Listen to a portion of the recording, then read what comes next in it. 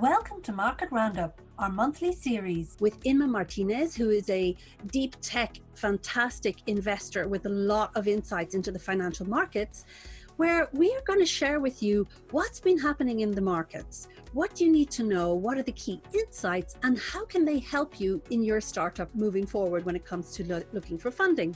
We can't wait to hear what you think, so enjoy this next episode and check the show notes to the link to the free download where you can get the takeaways. Happy New Year, Happy New Decade, Happy New Era for funding, for women entrepreneurs, and for innovation, and for what's happening in Market Roundup with Global InvestHer.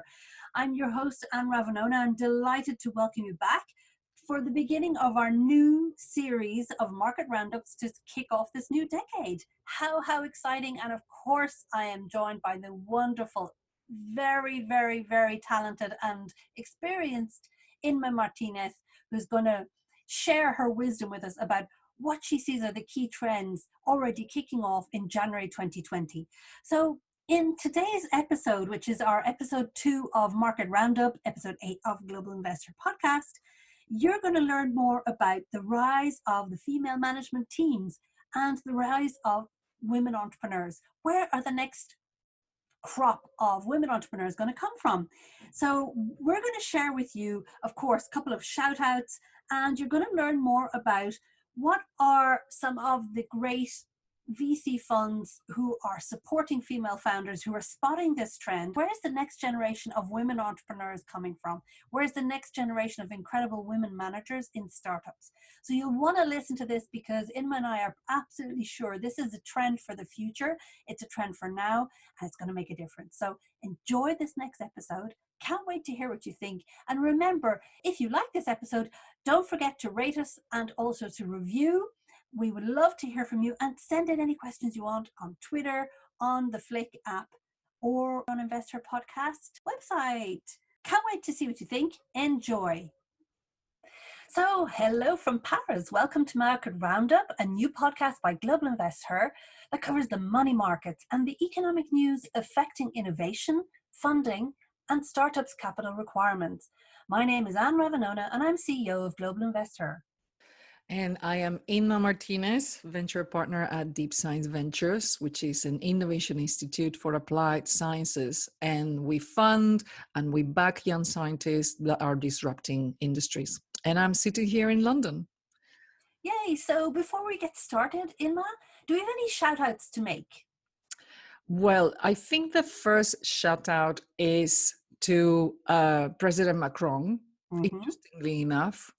Because France has now become the leading country in Europe, in addition to Estonia, to create the perfect stock options taxation regulatory plan. I mean, stock options is what you use to actually attract the best capital, the best humans into a startup. And obviously you can't pay them super salaries. So you need to give them, a portion of the future success of the equity of the company.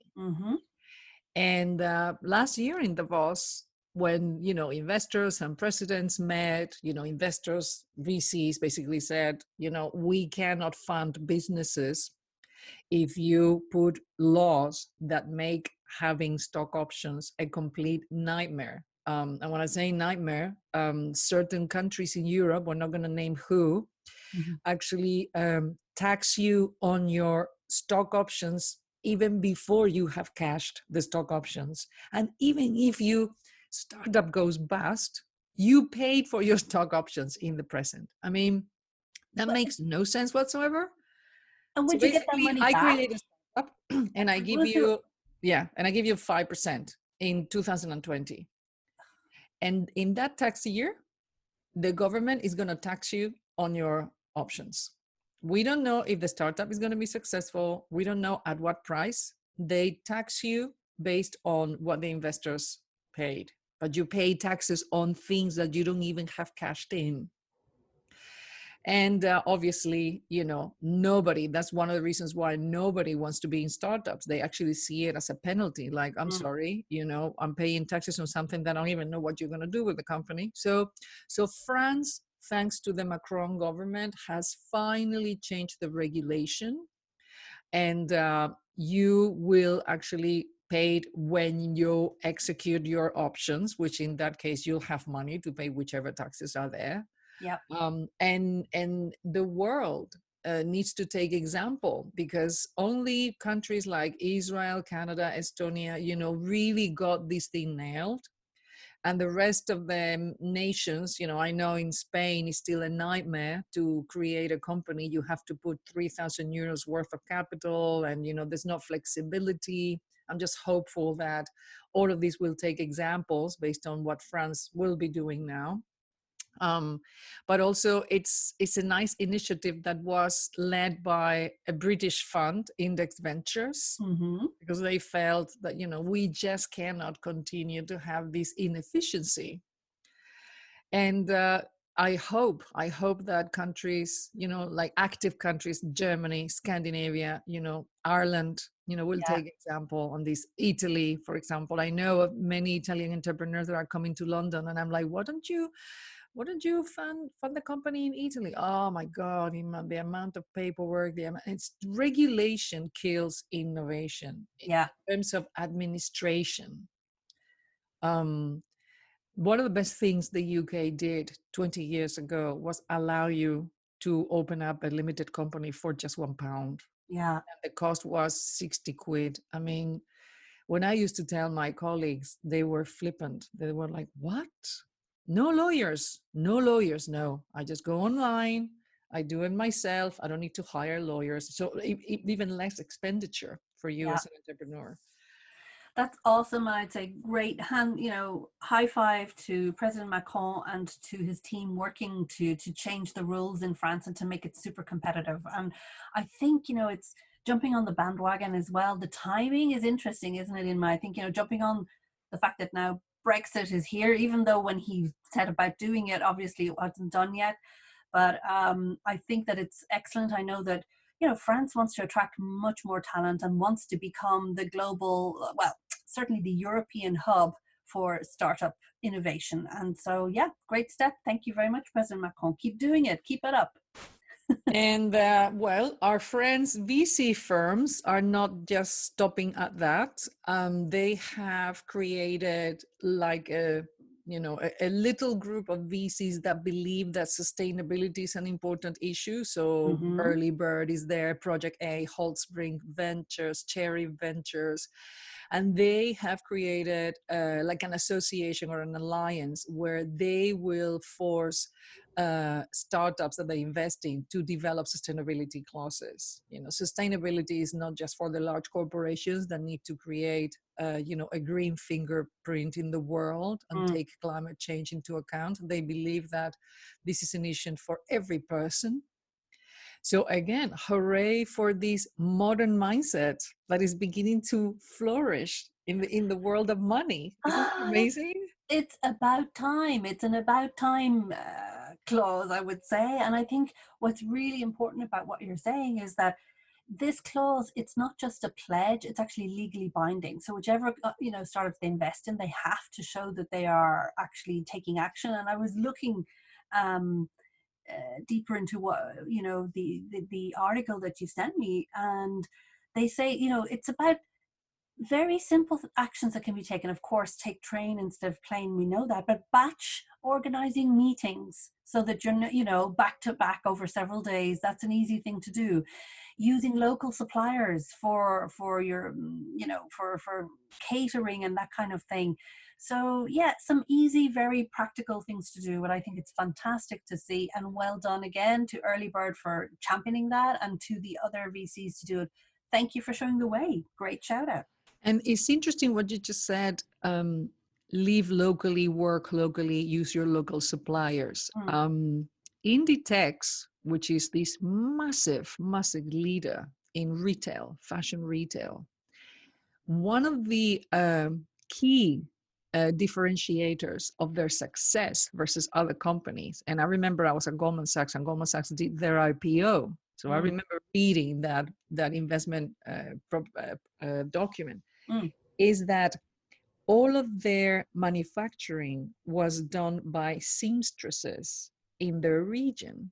And Inditex is founded in northwestern Spain, in an area that almost looks like Ireland. Actually, Galicia is Celtic, is like being in Ireland, where there's green mountains and cows and shipping and fisheries, and obviously a lot of seamstresses. Yeah. So the success of Inditex, why they're so rapid, every 15 days, boom, here's the new clothing line. Yeah. Because the seamstresses were around Artecho, the little town in Galicia where they were founded and where the management was. This is a company that was not outsourcing into China or India, you know, like in the early days, they're like, we need to be very flexible and connected to each other. And in the class I teach at Imperial College about how to create competitive advantage, one of the basic pillars of competitive advantage is create clusters of mutual benefit that are near you. Yes. If you look around where you are, there will be a couple of small companies that you can visit in person, and they will be as good as any other one that is sitting in a large city in your country. Yeah. Why not working with them? People make business when they meet up and they see each other face to face and they support each other. Both small companies can win. You need a delivery parcel. Why not use those people? And this is how you can forge alliances that are going to be solid. And these people are not going to backstab you. They know you. Yeah. If you want your parcels delivered by a super giant like DHL or UPS, but by all means, but you're just the one monkey in the big train of monkeys. But if you go for a small company that deliver parcels near you, why don't you work with them? Just check it out. It's more solid, it's more convivial, and it's success for both of you. So, and I would say even in a lot of the countries around the world where the relationships are super important in a lot of collectivist societies, if you mess up that relationship, you're going to get a bad reputation. So it's good to have, if you have strong relationships with the locals, they will do the marketing for you. They are going to be another type of ambassador for you as well. So depending on the sector you're in and the service that you need.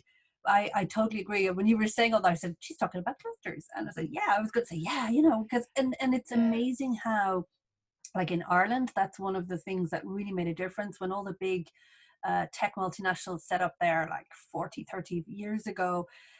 The clusters that developed around it were absolutely, incredible and super important. And thank you to all those multinationals and big pharma who've been there for the 30, 40 years. I know Tim Cook was in Apple Cork recently celebrating, their anniversary of being there and X number of jobs.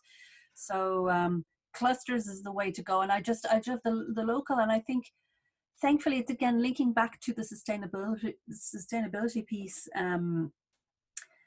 that we were saying earlier.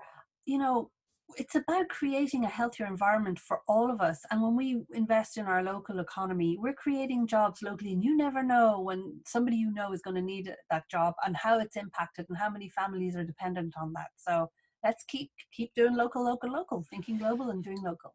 And then my last shout out of the podcast obviously goes to the EU. Yay! My favorite place in Europe. These are the only people I work for free for, so that everybody knows. That says everything. It's pro bono. I want Europe and the single market to be the most successful market in the world. So the EU didn't go away for Christmas. They came back in January, and the first thing they did is something really important in my industry, the aerospace, because they have created a 200 million investment fund with the European Investment Bank. What this thing means is that all these tiny startups that are beginning to create system components, system electronics, nano satellites, the space industry is not just about rockets, big rockets like Elon Musk, but, a lot of circuitry, a lot of software, hardware, telecommunications. Well, now we have, an arm for its funding like startups. And not everything is Airbus and the giants. So well done and thank you. And obviously, if everybody remembers GDPR, which was launched 25th of May 2018. Well, the EU has been very busy giving fines to corporations for breaching GDPR and data. And these fines are not a joke. I mean, the total to date is about 114 million euros in fines for data breaches. So please be very mindful. The EU didn't just create a regulation, they are policing it. Yes. Are policing it. And we have to be on top of that. You have to be. And if you want to know more about GDPR, an amazing woman entrepreneur I would like to make a shout out about is Emerald Delieu, and she is based in Ireland in Cork. Her company is called Eurocomply, Inma, and she does a lot of amazing work with corporates and with startups, but a lot mainly with corporates to help them be completely GDPR compliant, and she is an expert in the space. So check out Emerald Delieu, Eurocomply, if you need to make some changes. And we will have one of her master classes available on our academy soon, so watch out for that. So let's get into our topic of the month, Inma. Okay, so let's talk about this topic and introduce it because it's the topic of the month. And as you and I were kind of discussing beforehand, we need to make sure this is a hot topic going forward. So where are the women entrepreneurs? We're going to talk about the rise of women entrepreneurs and the female management teams that are supporting and making those startups successful. So, you know, walk us in through this, Inma. I believe this is going to be a topic for the decade. I think we're opening up 2020 here. And I think women entrepreneurs and having top women in startups to fuel the growth, it's going to be the key to success and opening up new markets. So for me, it's a thing of the decades, and we're at a tipping point.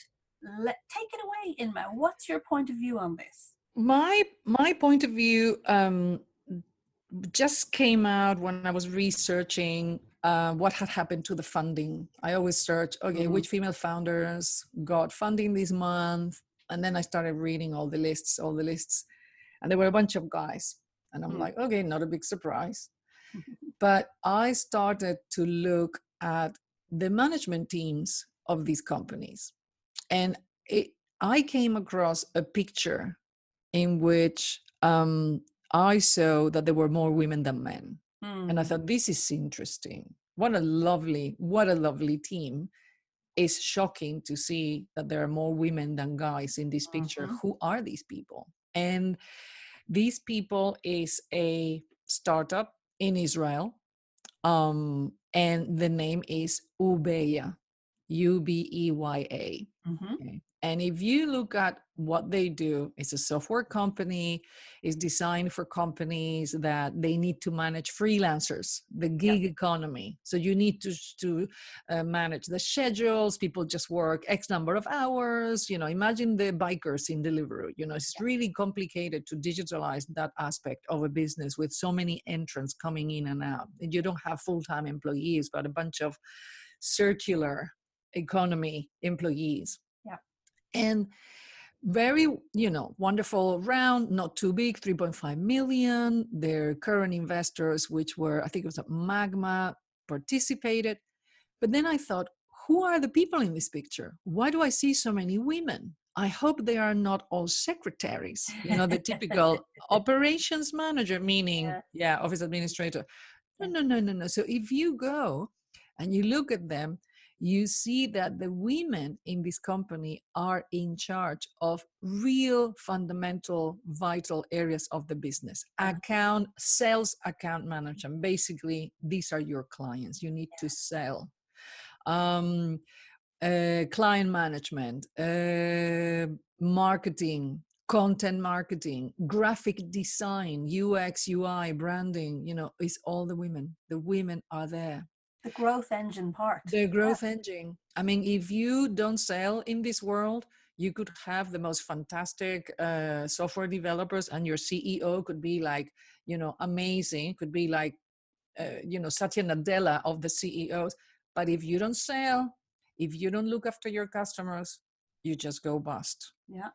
And I thought, okay, how many more companies have this picture, this diversity and inclusion picture. And to my super big surprise, there are many of them.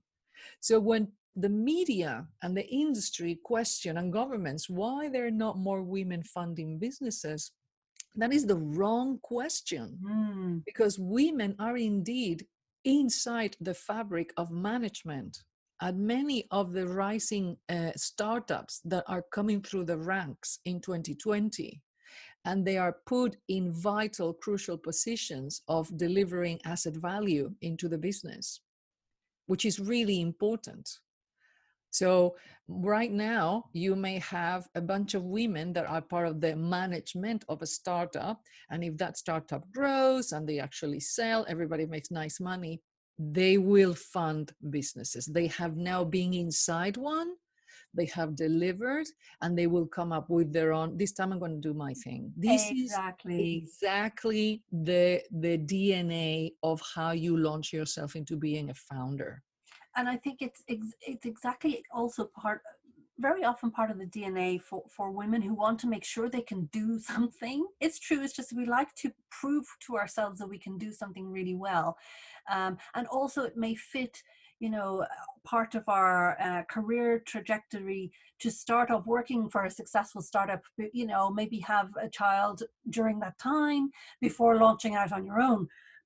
Creating your own business. So there's several reasons why we may see more of the great talent, starting in the startups before launching out on their own. And I just think it's also a question about building up the networks. And once you're working for a great startup, you're going to meet more and more people. And that's another network effect that, women need to improve their networks and their mentors. And I think, working inside a great startup and gaining that experience and expertise is also a key reason why you will find more fantastic women talent there. And as we were saying, Facebook would not be Facebook without Sheryl Sandberg. Well, no. And also, women working in startups, they need to branch out and have other female friends that work in startups. You need to branch out. The majority of your girlfriends, probably they still work in the city or they have traditional jobs at, I don't know, Vodafone, whatever. You need to make girlfriends in other startups, because when the next cool startup comes around, you want the phone call. It's like the film industry. Yeah. When I joined the film industry, just to be in between tech, I was like, I love what's happening here. It's digitalizing. And I got a consultancy with Ridley Scott and other studios. I noticed that how you work in the film industry is by being in someone's phone. And some DOPs, directors of photography, or the directors, they actually had little black notebooks, scribbled names, like literally, this is as analog as you can get. And when we were crewing up for a pre-production, basically you call around, are you free? We're going to go into pre-production for this film. Are you available in April for 6 weeks? Oh no, I'm doing the new Matt Damon. Oh shit, who can you recommend? It's all about the book with the names. Yeah. And when you put together a new idea, like I have done serial startups, I have always known who was going to be my first call for my CTO, for my CPO, for my marketing person. It was all people that I either worked with or I knew of and respected. And it was like, hey, what are you doing these days? Oh, I'm not doing much. It's like, oh, really? Can I talk to you? And that's the conversation. And that's how you put together teams, and that's how you launch yourself into the next venture. Yeah. So what is interesting is that VCs are beginning to also understand this dynamic. Yeah. One of my favorite ones is Felix Capital. It's a relatively new VC in London. It's a European, pan-European, international VC. They invest in the US as well.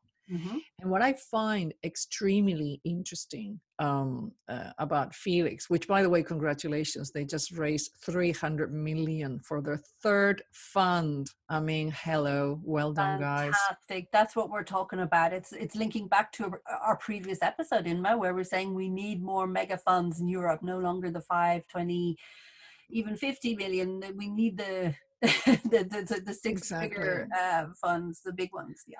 So It's all about people. We always say things happen because there are people igniting and behind them. So this is not different. The founder of Felix Capital is Frédéric Kurt, who was a previous VC at a super VC, Advent Ventures. But it's very interesting about his career. This is the man that was investing in fashion when no one understood what the heck was fashion retail. I'm talking about luxury things like Farfetch, the famous Net-a-Porter. Okay, so he was there and he was like, this is a market, this is an industry, I'm going to back it. This is a guy that is deviating from the norm, which is this is what creates innovation in the world. People like this. Absolutely. So he then said, you know what? I have my vision for the next sectors to invest in. I'm going to create my own VC. And what Frederick has done extremely well is to put together a super diverse and inclusive team. Because when you look at the people working at this team, of course, there are men and women, but the women are investment managers, they're principals, and there are a lot of them. And their CVs are just mind-boggling. Sasha Astafavia, she is a woman that has worked in Brazil, in the UK, in technology startups. She was head of business intelligence and strategy at List. She had VP positions in finance and business. And this is a woman that has real experience within tech companies, bringing them up, creating them. So it's only natural that now sits on the other side of the table, funding them, because she knows the dynamics inside them. Yep. And of course, you know, the titles of these people, Harvard Business School, it's just like everybody speaks multi-languages. I mean, this is not the profile of the principals that I used to sit down in 2000. Absolutely not. Absolutely not. And who else is there? Susan Ling. Susan Ling has been for 10 years working in Asia, advising private equity and investment firms on their, you know, what should they be investing in terms of software investments and portfolio. She has been in 2 startups in San Francisco and New York.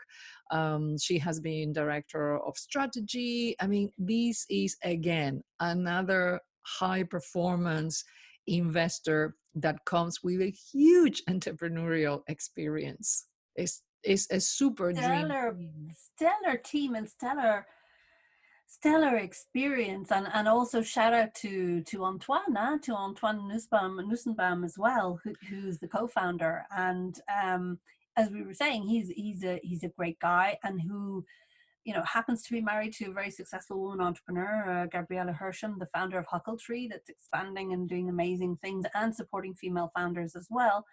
And tell us a bit more about their portfolio, Inma. So when you look at their portfolio, the names are big and important, and every single company looks like it's just going to make it. It's so curated. It is so, sometimes I look at, every time I talk to entrepreneurs and they tell me, oh, we're talking to such and such fund, I always say, what have they invested in? Oh, we have no idea. Okay, you need to go online and see where these people have put money. Who have they backed? And you see a bunch of names that you don't even know who they are. It's like, okay, not here. This is as curated as the Tate Modern. Okay.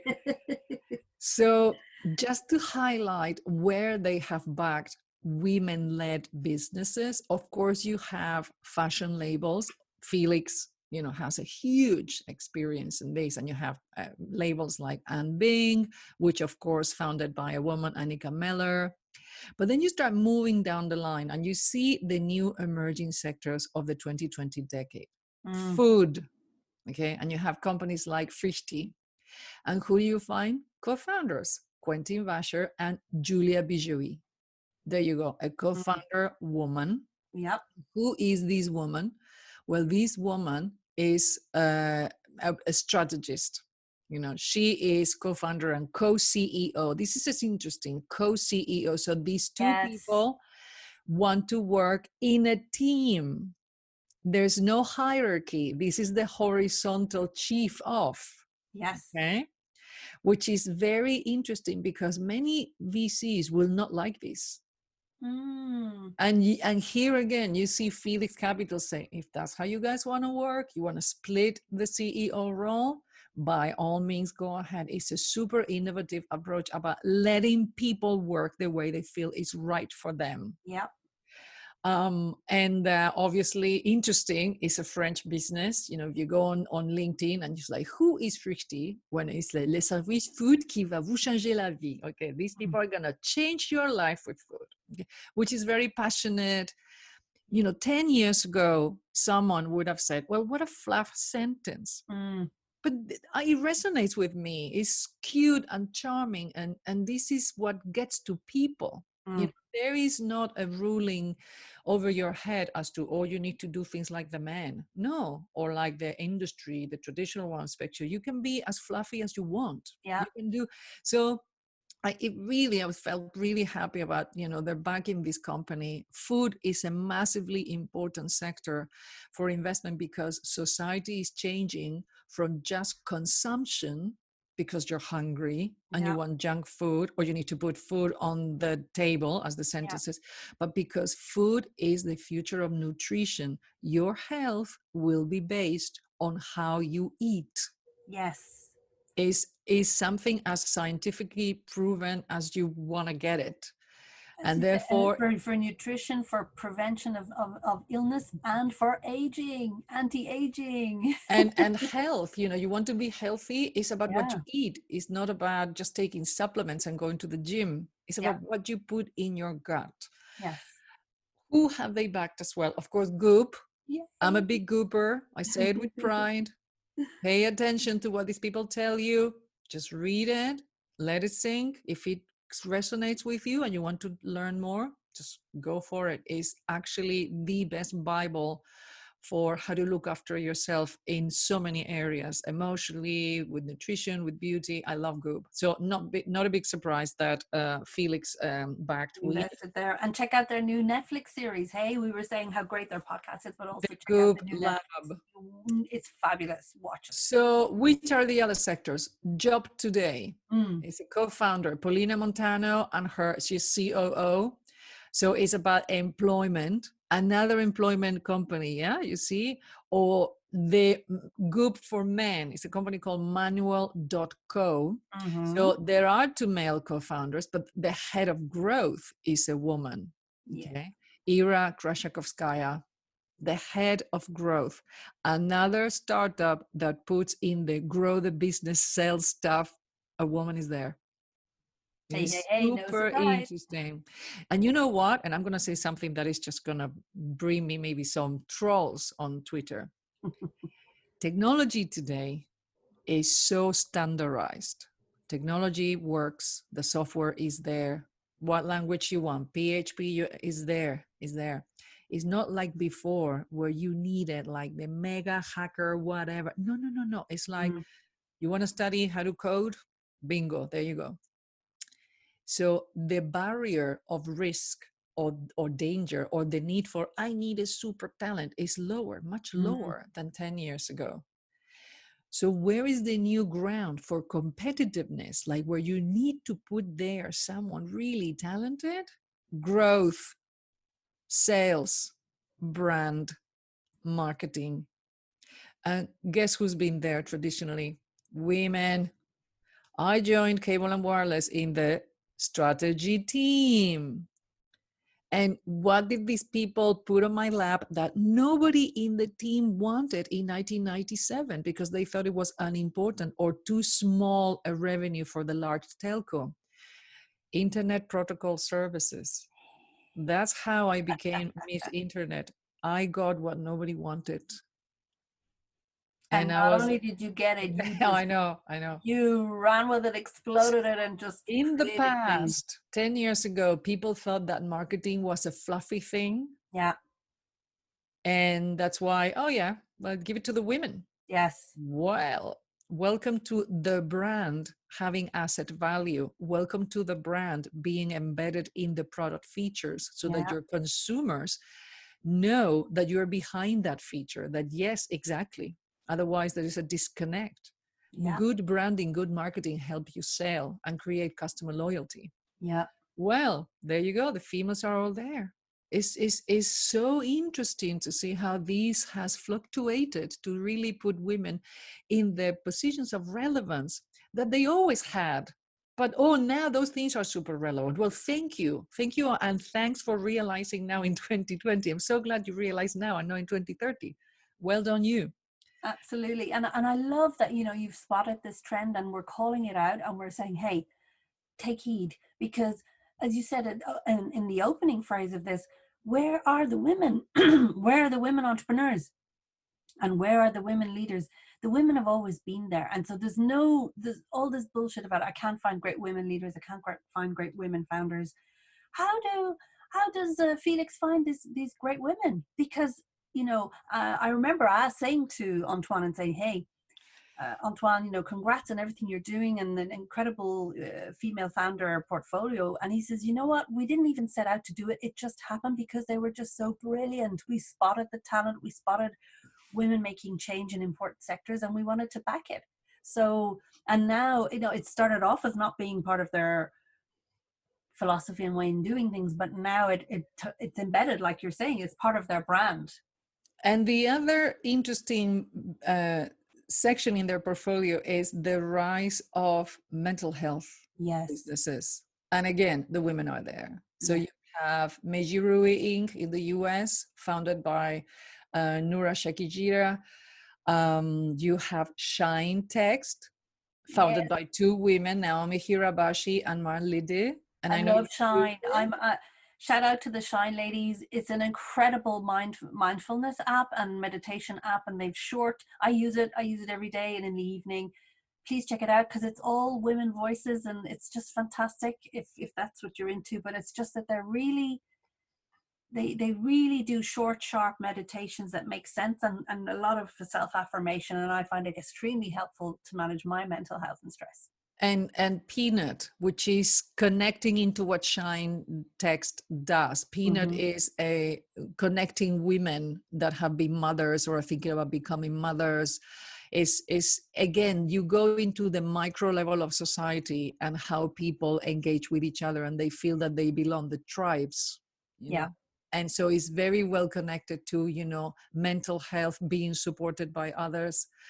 And then my last but not least, Unmade, which, lovely Christy Emery Laws, who previously funded something very similar, got on board two guys, Hal Watts and Benelun Jones. And Unmade is very connected to something very important in the fashion industry that is a huge gap to resolve, which is, how do you create more and more clothes? And then if you don't sell them, how do you become sustainable? How do you create an ethical economy against this super, industry driven by, I want to buy stuff. What do you do with that stuff? It's just, here is a woman that had an idea, launched it, and then she said, no, I need to pivot it. And, what does she do in the company? She's a co-founder, yes. Chief Customer Success. Yeah. I love that title. I do too. I love it. So absolutely amazing. The future of women-led businesses is now emerging as what are the businesses that women love working at, delivering asset value, and then feeling brave enough to then go and say, I'm going to do my own next time and I'm going to pitch it to an investor because now I have pedigree. I have entrepreneurial pedigree. When I see entrepreneurs, I always say, where were you before? This is the sentence, the magical sentence. Oh, I was here, I was there. And I'm like, okay. I get it. It gives me a sense of what are the skills you really have and that you have honed and nurtured. So if in the next 2 to 3 years, the majority of our women join startups, don't worry about being able to found a startup. Doesn't matter. Just join a startup with your skills. Work there, deliver, what you need to offer to the world. Then I'm sure you'll go into the next one and the next one and the next one, because working in the entrepreneurial economy is exciting and it really motivates you, and you see the impact of your work in the world. This is what the large corporations cannot offer you. Exactly. And it gives you a chance to work, as you absolutely said, in sectors you're passionate about, in things that mean something to you, and where you can have a direct impact and change the world. It's exactly that. So what would we say? We've covered a lot of ground today on this episode, Inma. What would you say are the key lessons that we need to learn? What are our key takeaways today? I think the key takeaways for everyone to take notice of is that women seem to be growing the ranks in senior management positions in small companies, emerging companies, which is a very healthy sign of inclusivity. And hopefully it will inspire other women to start their own businesses in the future. This is the chain of events. Nobody leaps into the pool out of nowhere. There has to be breadcrumbs along the way. Secondly, I think the roles that these women have and they take on are incredibly vital for these companies. The majority of them are tricky B2C, consumer-oriented companies where the brand has to be perfect, the marketing execution has to be absolutely seamless. You need to hyper-focus on the satisfaction of your customers, of growing your business geographically, strategically via partnerships and alliances. And guess who's there? The women. It's interesting, very interesting, is when I have been in industry myself, many sales people were women. They were brilliant. We have a different way to deal with sales targets, with empathy. We know how we want to manage a client. And it's just so interesting to see these women now working in startups. And I want more to come, because then investors will see the value of their work taking asset form in the P&L of the company. And absolutely, and let's remind that the women who work in the startups, because you are, the whole startup is solving a problem and creating something new, you get given a lot more responsibilities, and you can touch on loads of different areas that you wouldn't necessarily have if you were going into a major corporate from the get-go. So I think, also from the breadth, so the depth and the breadth of experience, it's an incredible way to start off your career and to get entrepreneurial expertise. And then third, everything comes in trios in life. Well, it's interesting to see the new sectors of the 2020 decade emerge and take shape. Yeah. And this is very interesting. Women are bringing forth the sectors and industries that are important to females. Mental health, caring economy, conscious economy. You want to produce less stuff that goes into a landfill. Exactly. Okay. Yeah.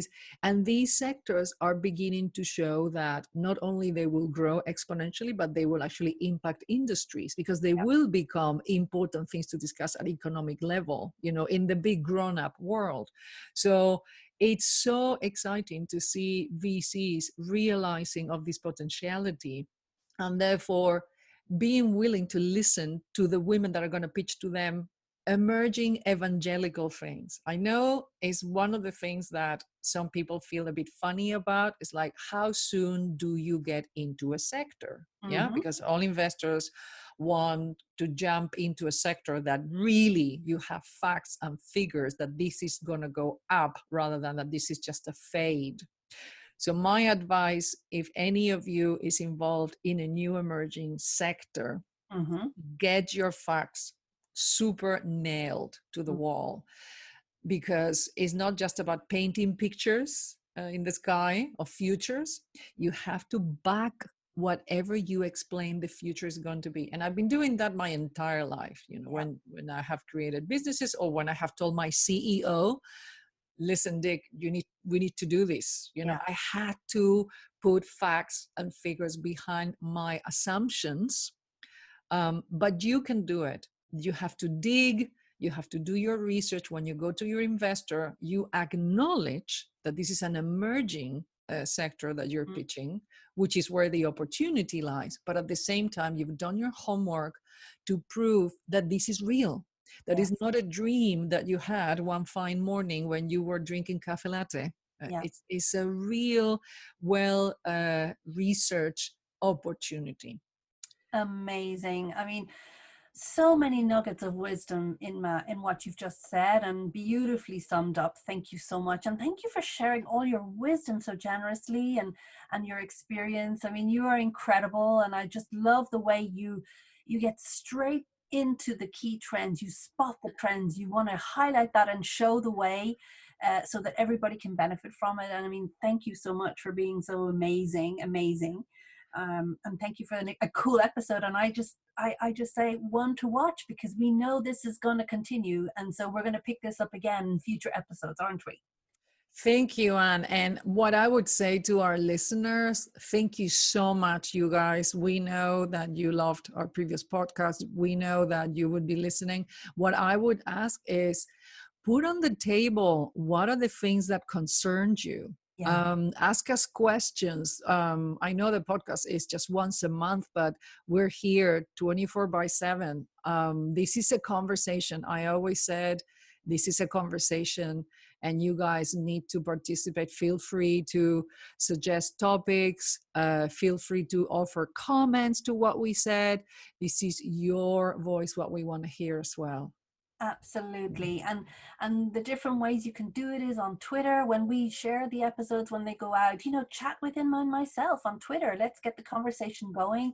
Make suggestions. You can also do it on our website on InvestHerpodcast.com. There's a special market roundup section, and you just go in there and comment on the posts, and we watch them, don't we? And we keep it like a hawk. So please do send your comments. And if you love, and we know you love what you hear, rate us on your favorite player. If you're on Apple, on Google, wherever you are, give us a rate, give us a review. We want to hear what you think and feel, because it's important to us. We want to make sure that we know we're adding value, but we just love to hear it, don't we? Everybody likes a bit of feedback. Yes.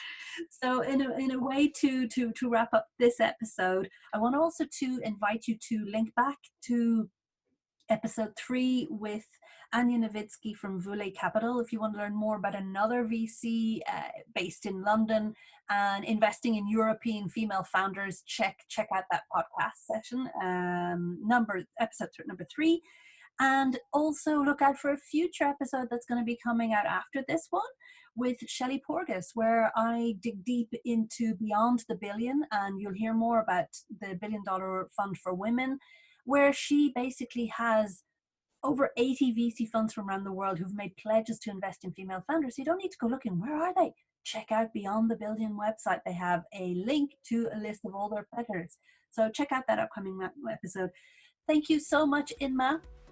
As always, you're absolutely wonderful. It's a pleasure to do this, and I can't wait. I'm looking forward to our next one. Thank you to all our listeners. Take care and watch out for the women. We're here. We're about to change the world.